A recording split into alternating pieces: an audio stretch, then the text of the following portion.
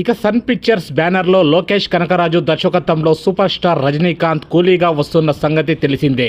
ఇక జైలర్ తర్వాత మరోసారి అంచనాలు మరియు సందడిని రేకెత్తిస్తున్న ఫస్ట్ లుక్ మరియు ఇటీవల రివీల్ చేసిన టీజర్ రజనీకాంత్ మీద ఉన్న అంచనాలను మరింత పెంచేశాయి.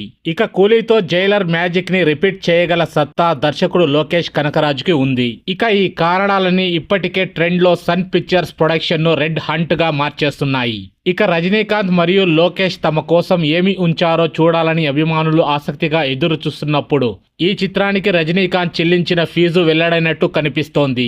ఇక ఫిలిం నగర్ టాక్ చూసుకుంటే రజనీకాంత్ రికార్డు స్థాయిలో రెమ్యునరేషన్ అందుకున్నాడు అని తెలుస్తుంది. ఇక సన్ పిక్చర్స్ వారు తమ నటీనటులు మరియు సాంకేతిక నిపుణుల కోసం భారీ చెక్కులు చెల్లించడంలో ప్రసిద్ధి చెందింది.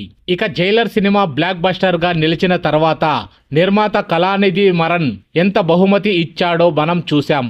ఇక అతను రజనీకాంత్తో చాలా మంచి ఈక్వేషన్ ను పంచుకున్నాడు. ఇక కూలీ కోసం రజనీకాంత్ దాదాపు 260 కోట్ల నుండి 280 కోట్ల వరకు తీసుకున్నట్లు సమాచారం తెలుస్తోంది. ఇక ఇది తమిళ సూపర్ స్టార్ ను ఆసియాలో అత్యధిక పారితోషికం తీసుకునే నటుడిగా చేస్తోంది. సో ఫ్రెండ్స్, మా వీడియో గనక మీకు నచ్చినట్లయితే ఒక లైక్ ఇవ్వండి. మీకు మరెన్నో మూవీ అప్డేట్స్ కావాలంటే మా ఛానల్ని సబ్స్క్రైబ్ చేసుకోండి. ఇక మేము పెట్టే వీడియోలు మీకు ముందుగా నోటిఫికేషన్గా రావాలంటే పక్కనే ఉన్న బెల్ బటన్ని యాక్టివేట్ చేసుకోండి. Thanks for watching.